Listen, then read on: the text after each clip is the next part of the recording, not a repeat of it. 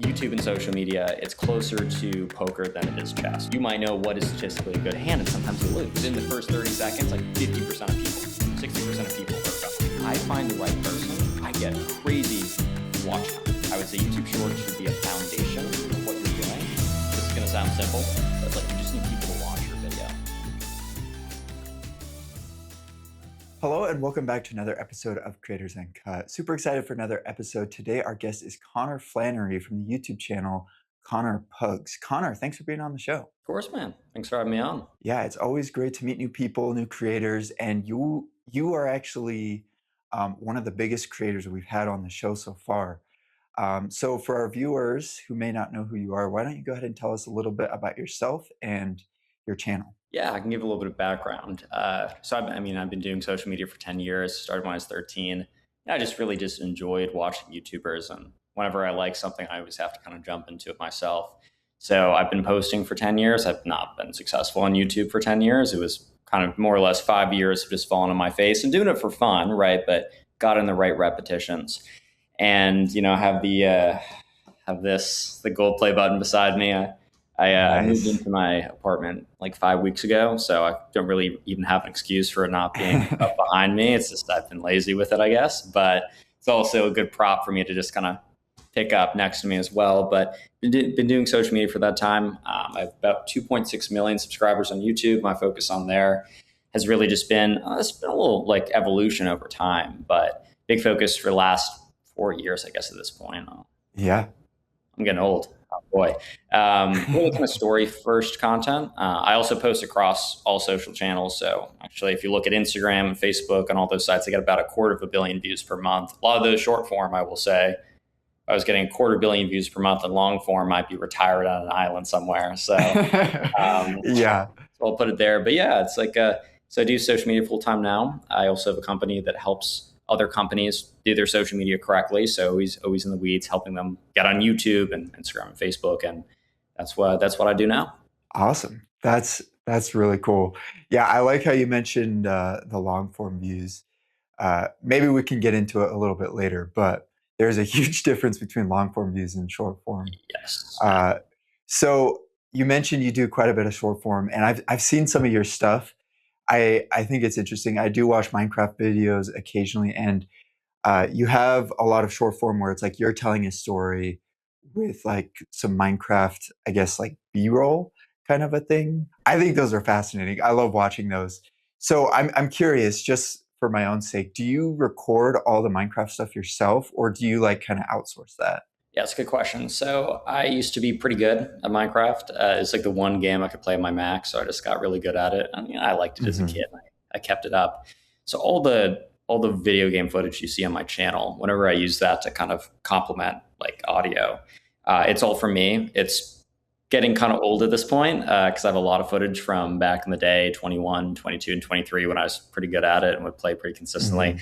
I actually don't know the last time that I fired at Minecraft. So I'm sure if I try to record new gameplay, it wouldn't look so good. But I have enough that I can kind of cycle through, and I haven't really gotten complaints of like, oh, I remember this one from 2 years ago. It's like, nah, no one's really paying that level of attention. It's very supplementary to the video. It's more of a compliment than it is like the main focus anyways.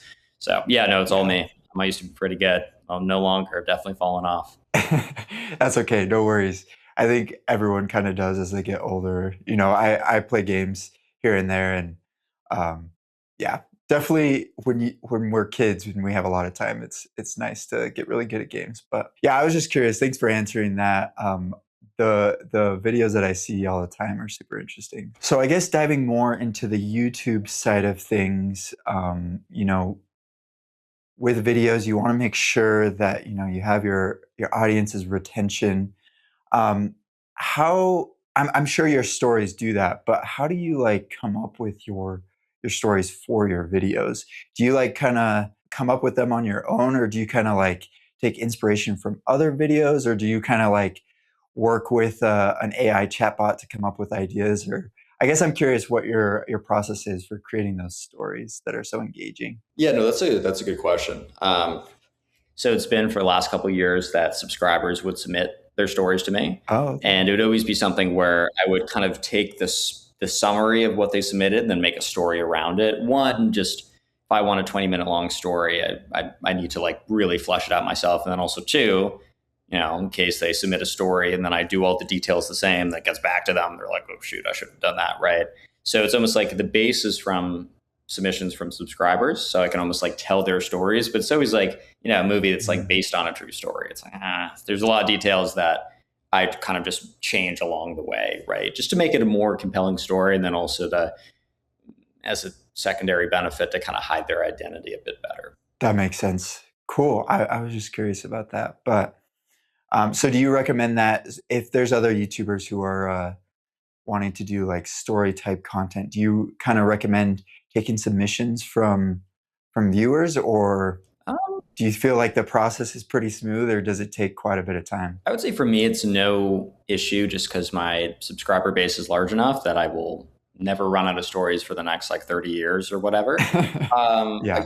I would say if someone wants to do, you could do story-based content. I think it's great when it's your own stories, but obviously you can't post 10,000 videos of your own stories, or you could, Right. Probably had an interesting life. I would say one thing that's interesting about story-based content is because, as you said, like retention curves, and we're talking about like if someone's like watching this trying to do YouTube they're doing it for fun, they're doing it for their business, they're just doing it for their own hobby, whatever, and they're looking to grow. One of the most important things on YouTube at the end of the day, and this is true for all social media sites, is like you just need people to watch. This is going to sound simple, but like you just need people to watch your video. Because every single social site or every content site, it's not even really social media anymore, it's more content media sites. So like Instagram, YouTube, Facebook, all content. They have one objective, and that is to increase your session duration. So when you open up YouTube to when you close it, the longer that number, or the bigger that number can be, the more ad placements they can run. So if your content, right, takes people and has them watch it for a long time, and then also a great thing is as well about story content is quite often people will be almost more so passively consuming it. Like there's still, some of them are very active consumers, but a lot of times you'll put it on and then you'll do something else because you don't need full attention for that type of content. Mm-hmm. They will then watch or have autoplay or go in a playlist or just some kind of way of watching a lot of those videos. So if you have someone watch like 5 of your 20-minute videos in a row, all of a sudden, right, you just added an hour and 40 minutes of additional retention. So YouTube's going to reward you for that because they've been able to play ads throughout the entire process.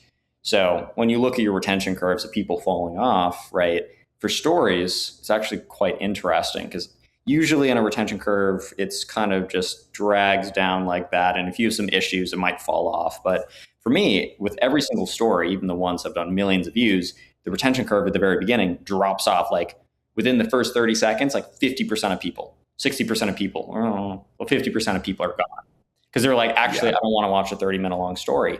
However, it doesn't hurt me in the algorithm because after that drop off point, it's basically a flat line. So that data for YouTube, and if you're a creator, you should think about your video is not going to be right for everyone. And at the end of the day, it's like not every person's going to love your video. However, if you have a retention curve that almost like parts, a lot of people drop off because they learn very quickly this video is not for them. But then when someone like in that process, after the hook of your video, the first 30, 60 seconds opening part of your video, that's enough data for them to be like, oh, actually, this is a great video for me. And then they watch the whole thing. You're going to be rewarded because for in YouTube's eyes, they're just like, okay, well, if I find the right person, I get crazy watch time, probably a crazy session duration adding to that session duration, right? So it's my job to find the right people. So I think sometimes when people look at the retention curves, they're like, oh my God, people are falling off in the very beginning. Don't get me wrong. That can mean your video sucks, your intro sucks. That's also very true. You should pay attention to your retention curves. However, if people are going to drop off, and if anything, if it's like the drop off is too low, but then the retention curve goes straight down, that might mean that you actually didn't qualify the right viewer, right? You almost want to let people know who should watch. And then for the people who should watch, you should really encourage them and incentivize them and have them be curious and open to watch the whole thing. Yeah, that is some good advice. I like how you mentioned a little bit earlier how it's more like content media. I feel like all of the platforms are kind of, becoming the same thing in a way. Yeah, no question. They all have the vertical video. You can all like post pictures or comments, and it's very, very similar. So finding that I guess that right retention probably is helpful for all the platforms. I don't know. From your experience, does it I know for YouTube, like it rewards you if like they stay for the whole video. I'm assuming that's the same for the other Yeah, platforms. the data is presented to you a little bit differently per platform, right? So, Hmm. especially, I mean, also with long form versus short form, you're going to get different metrics, such as on short form, their swipe away rate, your retention curves have to be a lot crazier. Like on those, you actually, for YouTube Shorts, right? It's like you can have retention curves that's like 102% retention because it like loops back in the front and they're kind of wonky to look at. It's like they actually start above the graph, which is always kind of weird to present it that way. Yeah. But at the end of the day, every platform has the same objective because these major platforms, I mean, look at the market cap of Meta, Instagram, Facebook, I guess WhatsApp too, but they don't really make that much money on WhatsApp. The majority of their revenue is through ad placements. So you have Hmm. Google AdSense for YouTube, right? You have Meta Ads Manager for Instagram, Facebook. You have like LinkedIn has short form videos now. LinkedIn's actually realizing they need to be content first because that's how you keep people on. If they have good content, that's how you have long session duration. So every platform is going to care if the right people really enjoy your video.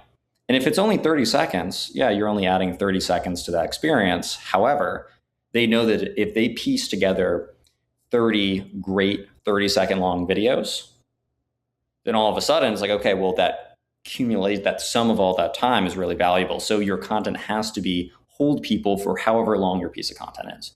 True on YouTube Shorts, true on YouTube long form, true on Instagram Reels, TikTok, Facebook, all that. Yeah, definitely. I just thought of a question as you were kind of explaining that. With YouTube, I know you can insert I guess, ad breaks at certain points in, at least in long form videos. I'm curious, from your experience, does that kind of hurt retention, or does that help because you're adding more ads, which YouTube might reward? I don't know. I'm curious what your thoughts are on those. That's a good question. So for the longest time, you could manually insert mid-roll ads. However, right, an important distinction is they always said, you're not really brute forcing an ad to play here. You are saying that if YouTube thinks it's a good idea, then we'll play an ad there. So I could, in a 20-minute long video, Oh, I could have 100 mid-roll ads and only like 1 to 3 mid-rolls would play. So it's something where it's gotcha. giving them the option. Now they've actually almost changed that feature. So right now it's like auto mid rolls. It's like, do you want to have mid rolls? Yes or no? You can click a button and you can still go in and manually add them. However, they're very aggressively flagging them to be like, this is extremely unlikely to play an ad because we've deemed it as disruptive. Mm, So it's something where I mean, I used to go in and like add the mid rolls because like you'd have to do them manually, but now it's like there's no point in doing it manually. I mean, there might be some YouTube strategist that says, well, actually, you can get a point whatever percent high, like you can get 0.2 higher RPM if you do it like this. For all intents and purposes, for most people, even including me at this point, like it's just worth it just to click the button, and let the video run. So it was something gotcha. YouTube always cares about having an optimal experience. So if YouTube doesn't feel from their data, their live data of how a user is consuming content, if they don't feel as if this is a good time for an ad placement, doesn't matter that you put an ad there. They're like, thanks for the recommendation. I'm not going to take it up on that. So Mm, mid-roll ads, they can be disruptive, but YouTube is very careful about when they play them and what type of ad. And is it a 30-second unskippable? Is it 6 second skippable? Like they, their goal is to play the most ads. However, they know that if they spam a bunch of ads in the first minute, then you're going to leave. But if you have a great experience, you might watch for 2 hours. So instead of spamming 10 ads in 1 minute and then you leave, they can give you 20 ads in 2 hours. So they're playing more ads because it's a good experience. So the mid rolls have always been a recommendation. And now it's even more so like, we're not even paying attention to you. We're just going to do this, right? Because at the end of the yeah. day, YouTube knows that it knows best for a recommendation. So that's why, I mean, for the longest time, people have been complaining about like, man, I have all these subscribers and they're not seeing my videos. It's like, okay, why do you think they're not seeing your videos? Mhm. And that's something where it's like subscriber count is like, and this is true for other social media sites too now, especially short form videos. It's like, oh man, I have all these followers and they're not seeing the content. I see people complain about that all the time. At the end of the day, the goal of these platforms is to find the right video for the right person. So when they had worse kind of machine learning algorithms, when they weren't as good at it, really subscribing to someone was a proxy as like a point of like, this is like, oh, I'm interested in this content. But it wasn't a great data point because at the end of the day, people are actually pretty bad at picking what they want. When's the last time, like when you open up YouTube, you go to the homepage, you don't go to like, very few people are like, I'm going to go to my subscription feed. It's because that's like what you're picking. One, your choices evolve over time, what you like I'm probably subscribed to like 1,000 people. And I really only see, I probably don't, there's like a couple channels that I'm subscribed to that I actually watch now. It's mostly recommendations just because my Mm-hmm. interests have evolved over time. And then also it's like YouTube just knows better. So that's a big thing as well of like subscriptions and like follows of people complaining about them. Like at the end of the day, YouTube wants the best experience for the viewer. And if you cannot provide that, then you're not going to get viewers. Yeah. So it's also great because it means you could have 2 subscribers and have a video do well. It's harder in long form. That takes a lot longer, especially in short form. You can have a great video, 0 subscribers, and get 1 million views on it. It's unlikely, Mm-hmm. but that can still happen if your video is so great and will add to the experience of all those people. Yeah. Yeah.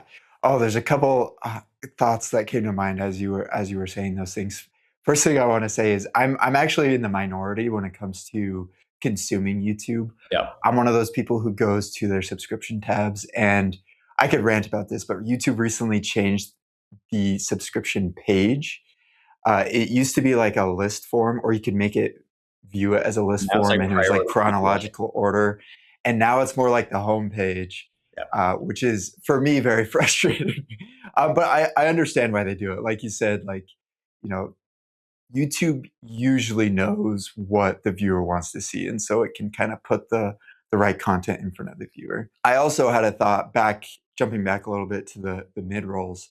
I also watch, NFL highlight videos, and I'm curious if, you know, the major like business companies on YouTube, if they function slightly different than like a single regular YouTuber. Like the NFL highlight videos, for example, they always have a mid-roll ad right at 1 minute. And then it kind of varies for the rest of the video.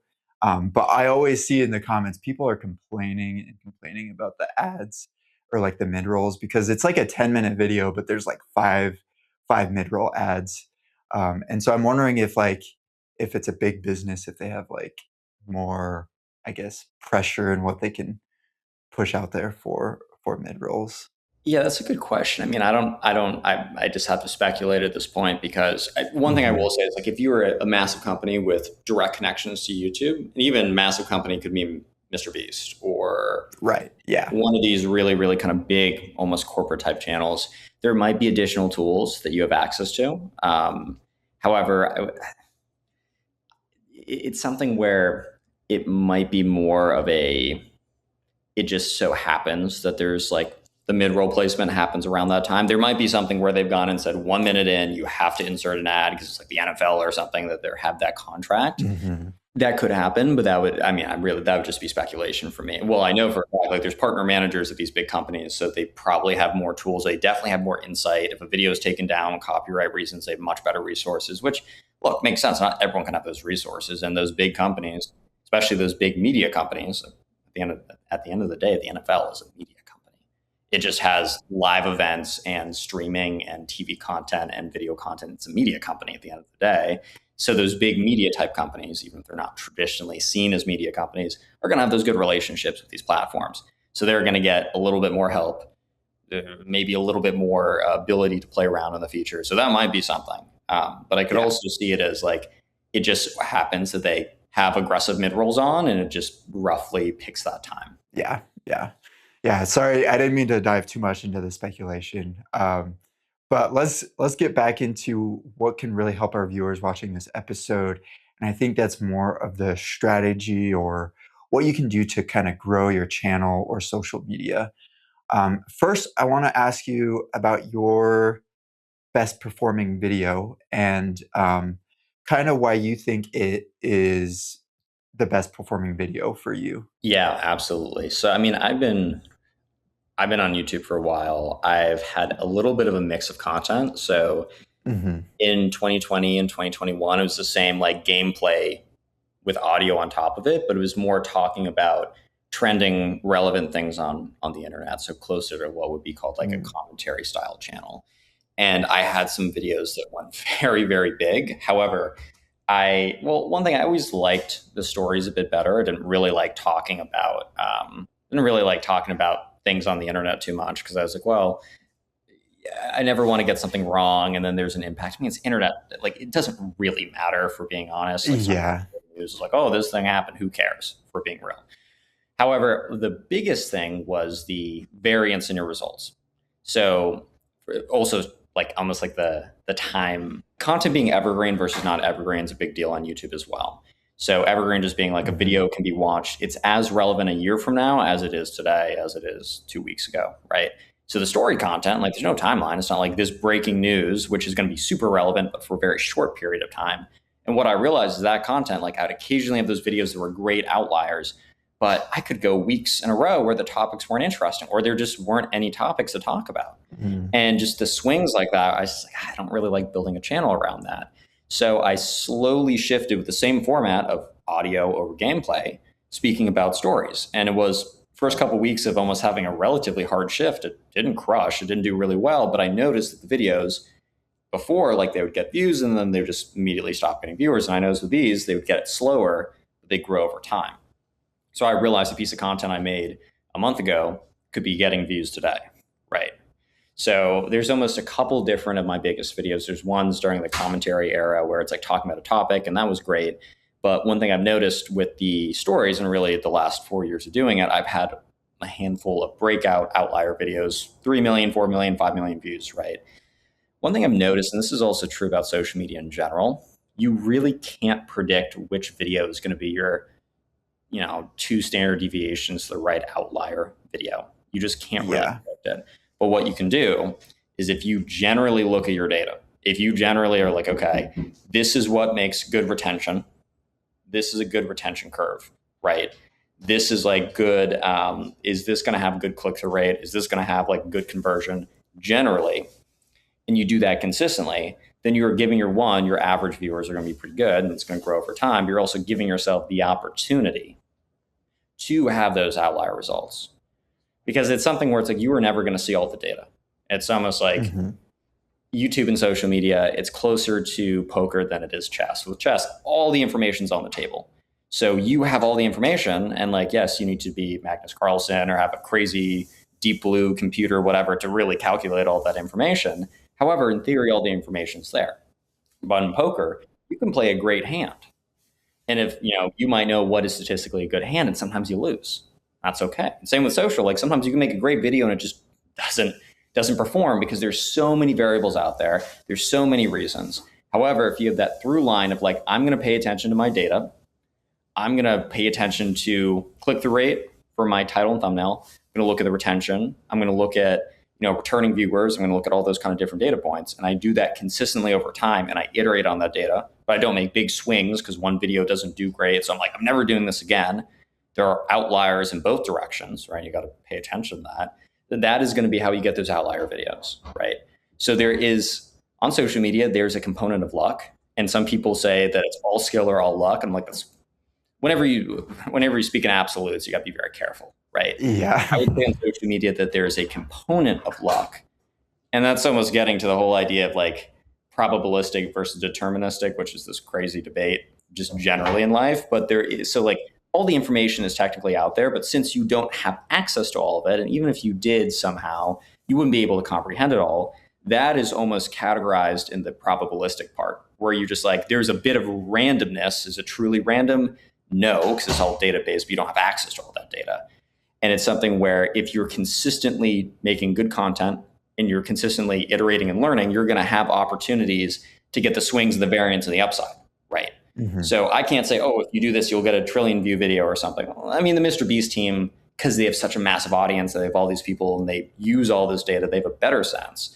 But especially for the average creator, and even creators with millions and millions of subscribers, it's like, that's why you got to post consistently.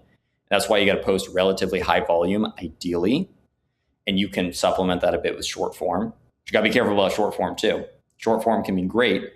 However, if you gain if your goal is to have a big long form audience and you just spam a bunch of short form, short form viewers can watch long form videos, but you also got to realize that there's a good section of people who just want to watch the short videos, not really watch long videos. Hmm. However, like if you have enough volume in general and you're paying attention to your data, then you will be able to be, you will get lucky, right? Lucky just means that you didn't happen to understand the last 30% of the audience data because it's just too much, but you just happen to fall into it correctly. But you need a good foundation, especially on YouTube long form. You're not going to get lucky again and again. It's more of the opportunity to, you have a good poker hand and you just happen to win, right? You could have lost, but you just happen to win because you keep playing those hands. So that's what I would say about like the outlier of viral videos is I didn't necessarily do anything different. I just did what I was doing consistently, but what I was doing consistently is looking at the data, making sure I'm iterating on that, making sure I'm always improving. And if you do that and you do that consistently, you will have the opportunity to swing into the variance in the good direction. Wow. Wow. That is, I couldn't have said it better myself. I really love that analogy of a poker hand. You know, if every video is like your hand, you're always trying to play the best hand possible. And, you know, sometimes like your poker chips are your money. Like sometimes you have to invest into, you know, producing a good video. But if you consistently try to play the best hand you can, then eventually, you know, you'll win the pot. Yeah, So I really like that analogy. I haven't heard that one before. So thanks for sharing that. of course. I'm curious, you know, you're really successful now, which is awesome. But say you had to start over from scratch. You have a channel with 0 subscribers. What would you do uh, to grow your channel from the beginning? I think this would be really helpful for our viewers who may not have a YouTube channel or are thinking about starting a YouTube channel. Yeah, absolutely. So, I mean, the first thing is like, what is your goal with this? There's a couple of different goals, right? One, you're doing this for fun. I'm not really going to talk about that because like you're not going to care about optimization as much. But then also there's kind of Mhm. like two other big ones is like you want to be a creator and you want to generate revenue directly from your audience through traditional creator revenue models such as ad revenue, brand deals, or you're building out content with something on the back end. So actually going from 0 to 1, it's, I mean, what I spend most of my day, I spend about an hour and a half on social media every single day for my channels. And I get up at 9, I go to bed at 2 and spend the rest of it building a traditional kind of like agency model, handful of employees, 20 plus clients, like growing there. And what we do is we take people who have a good business on the back end. So they're financial advisors, realtors, lawyers, startup founders, this biotech Mhm. company, this coach, we just like a bunch of different people.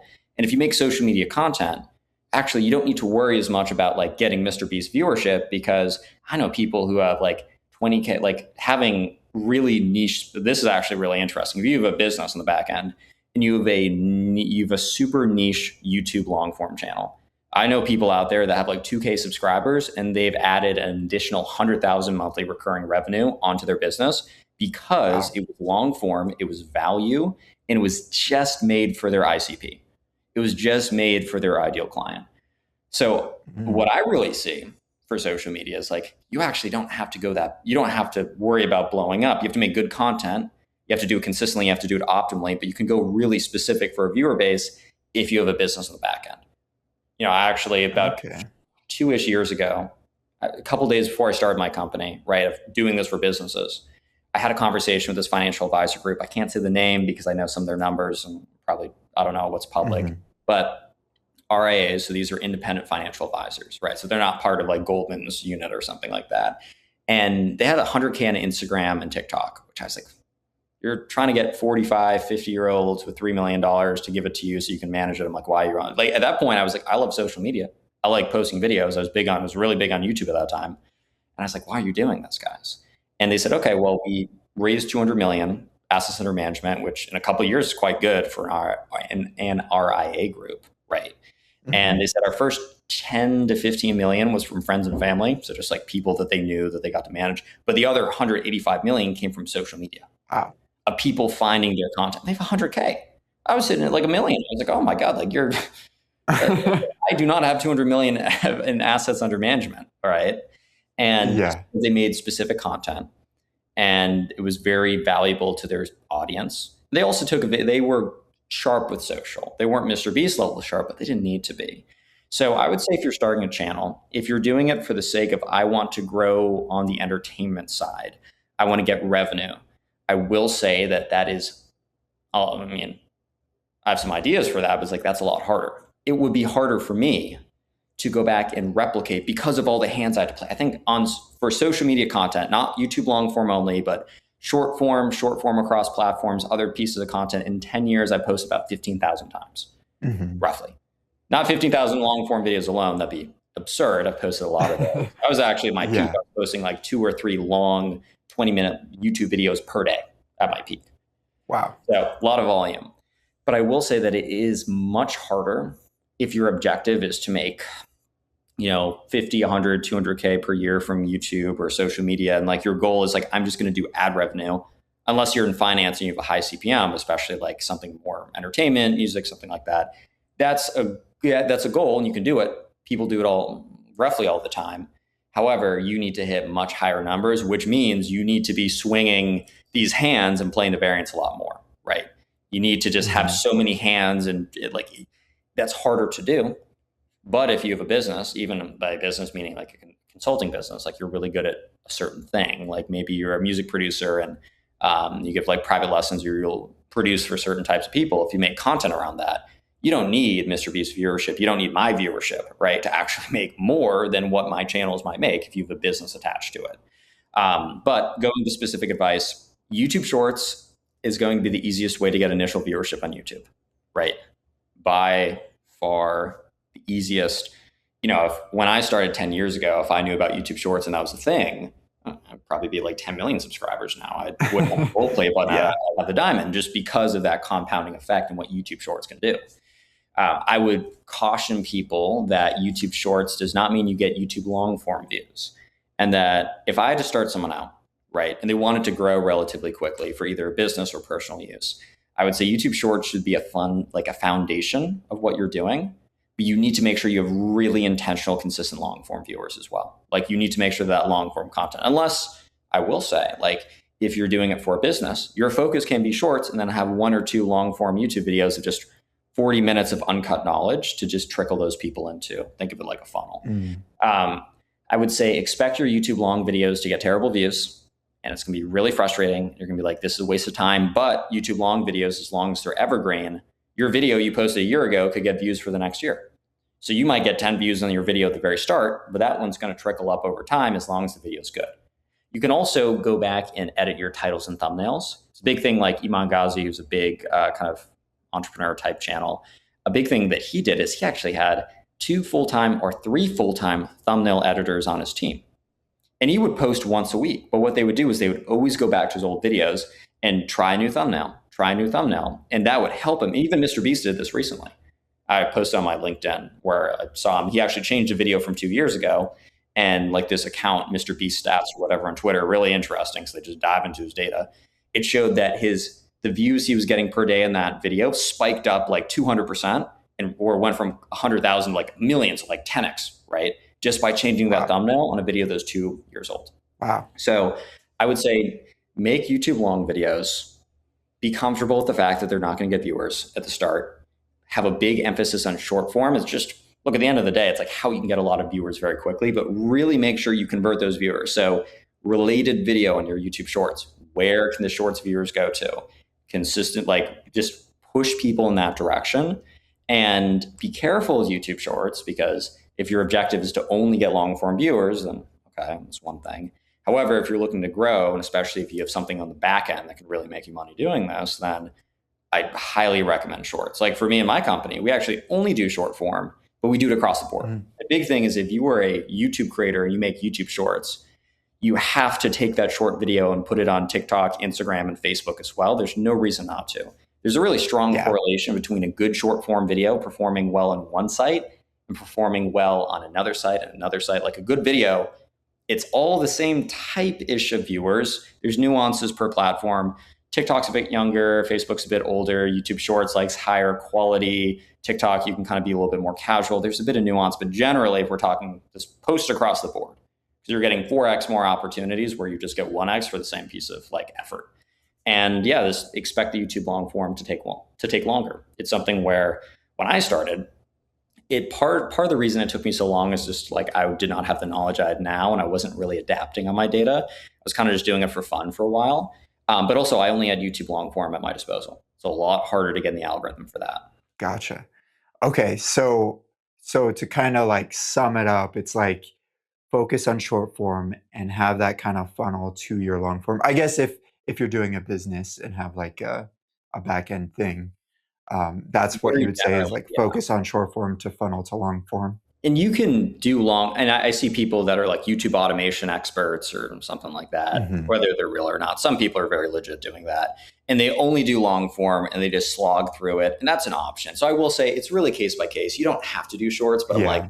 if I'm speaking generally to people and you want to get some viewership and you want to get some traction, YouTube Shorts is going to be the, because like you could post a YouTube long video on a channel with no viewers and you're likely not to get that many views.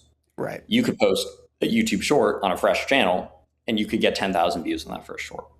That's Obviously, true. short form viewers are not equal to long form viewers. We mentioned that briefly like 20 minutes Hmm. ago. And it's something where if someone watches you for 30 seconds, you also got to think of like, let's say the average person goes onto YouTube if they're watching shorts and they watch 30 shorts. And let's say they watch those on average for 30 seconds, right? So all of this, or let's say they watch 60 shorts. So they're spending 30 minutes conservatively, right?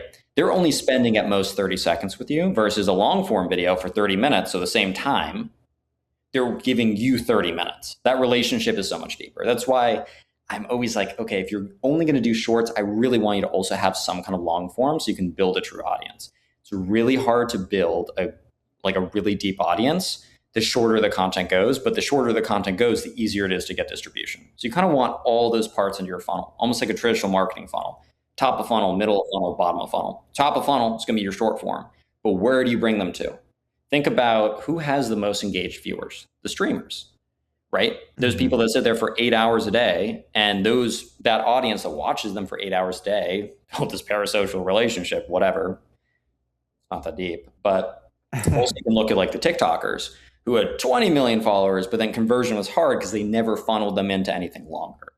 And that's the mistake, right? So you don't only want to do top of funnel. If you're a business owner, you don't want to just do top of funnel ads. You need them to convert down into your funnel anyway. So think of that with social media as well. So shorts is going to be the easiest way to get viewers, but make sure that you funnel them into something so you can actually have a fan base, actually have people build a relationship with you. And that's very hard from short form alone. Gotcha. That makes total sense to me. So thanks for sharing that. Really appreciate it. I hope our viewers and listeners were paying attention to that. To make sure to grow, if you want to grow, I guess, and have that purpose driven, you want to make money from social media for your business, make sure to do what Connor just said right there. All right, Connor. So I've got just a couple more questions for you. What you've said so far has been great. One, I guess the first question is, you've probably worked with quite a few, I guess, businesses and maybe even content creators, helping them grow their social media. What would you say, I guess, for like the general public, what is like one or two things that someone could fix today that could help them start to grow? Yep. So there's actually two big things. They're the two big mistakes. The first one is they're just not posting enough. So especially with short forms, like you should put out a lot of volume. One is just you get more opportunities to go viral. You build more of an audience. You give YouTube or Instagram, but let's say YouTube, more data to work with. But then also too, it's like, how can you iterate on your data and make your videos better every single time if you don't have any data, right? If you're posting once a month, Mm, that's not enough yeah. information to make improvements. The second biggest thing I see people make, and I actually had someone as like a private client came in, AI founder, was just like, I want to get some viewers. I said, okay, let's do this. He made a video and I got 3 million views on Instagram specifically. And I immediately, like, when I call him, I was like, all right, well, you're going to do basically that exact same video again. He's like, no, I just made it. I was like, no, no, no. I said, don't just upload the same video, but the same topic, the same style. So he did it again, like the next day, got 2 million views. Then he did it again, he got 1 million views. Then he got 500,000 views. So instead of just getting 3 million views, he got closer to 6 million. I think the biggest mistake people make, and sometimes like people are like, oh, you're milking it. It's like, people don't care. Like you have some like Yeah. armchair experts on Twitter, like you're milking this too much. But look at the viewers, look at the data. That Hmm. people keep watching it and they enjoy it. There's a certain point where you milk it too hard, and people are like, I'm bored. But as long as you're getting viewership, that shows that people like it. So who cares if one person's like, well, you should be more creative? Who cares? This is not an Oscar-winning movie. This is short form social media content. And working on your data, you have a crazy outlier video. What does that mean? It's not like, yes, there's a bit of luck, a little bit, but it's also, that's proof that that style of video works quite well for a large audience. The biggest mistake I see people make is they have a viral video. Relatively, if you get 1,000 views on average, you get a video that's 30,000 views. That is a viral video for you, right? So a comparatively viral video. And then they never do it again.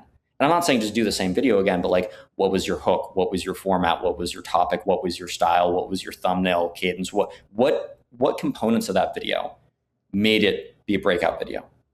And I see them, they'll never do it again. Even if on average you get 100 views and then you have a video that does 3,000 views, you should pay attention to that because that is audience data and proof that that is something you did there was quite good. So that's the second one. Well, first one, you got to post more to actually get the data. But then if you are not lucky enough, if you are consistent enough, right, to get the luck and have a video that does Hmm. well, please don't ignore it. That is, I see that too often. I'm just like, oh my God, like you're sitting on gold and it's going Yeah. to take you another year longer than it had to. And I've definitely like, I've gotten some criticism of like over milking it.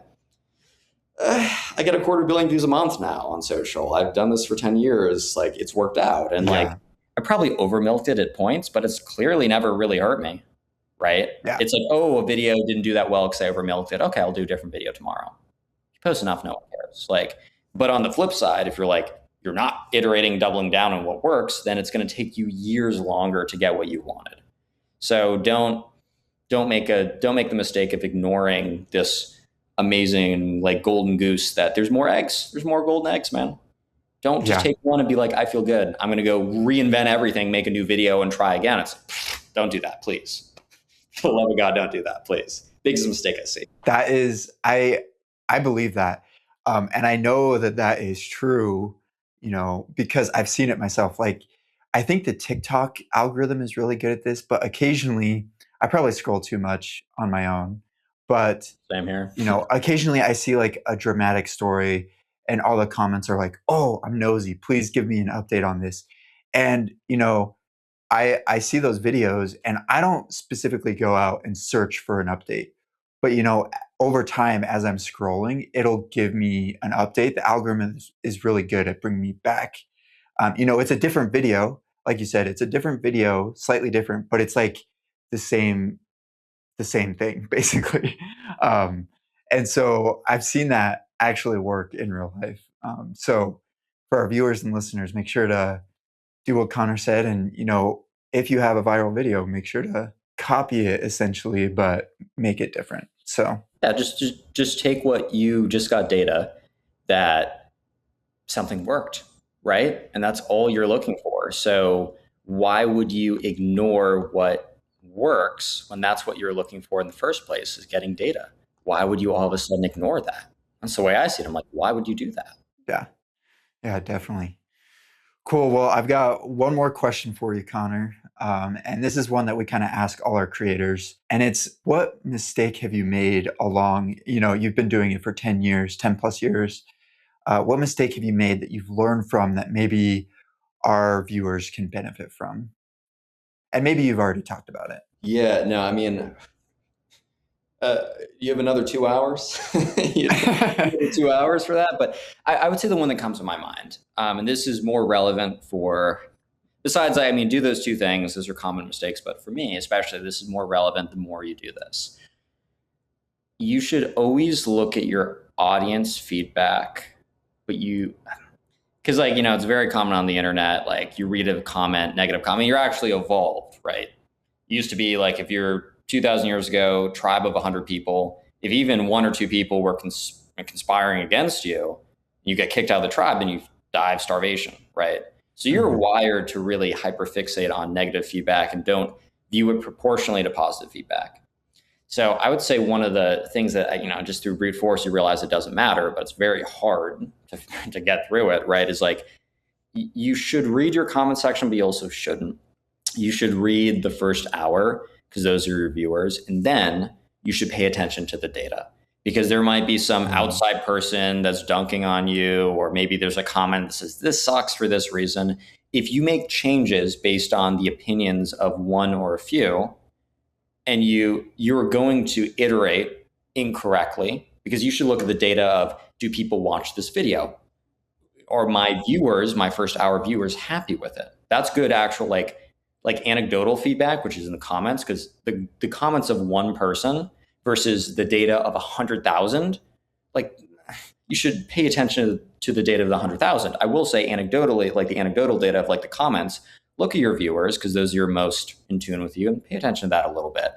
But I would say don't read the comment section after a while. Don't search up your name. Like don't do anything like that. Like it's not valuable data, and you are hardwired to latch onto it. And you're going to start making poor social media decisions if you look at the wrong data, right? You should always pay attention to the audience data. Do people watch the video? Do they click into it? Do they come back? Do they subscribe? Like all that. That is the data that's actually super relevant, but it's very easy to get clouded with one-off opinions that will then skew what you do in a negative way, right? Mm-hmm. And I will say, like, I mean, I've made it through and I've done all right, I've done well, but like I've made changes based on the opinions of few, and that was contradictory to the data of the opinions of many, right? And that will never really serve you well. So I would say that's the biggest thing for me. Gotcha. That makes sense. I think that is really solid advice. You know, I've talked to a few different creators about comments, but I think that's smart. You know, just focus on the first hour and then focus on the data. That is well said. So thanks, Connor, for being on the show. I think this episode has been really informative. So I really appreciate it. If our viewers want to, you know, follow you or your business, what or where should they go? Yes, I mean, I have my main channels on YouTube, Instagram, Facebook, whatever, just Connor Pugs.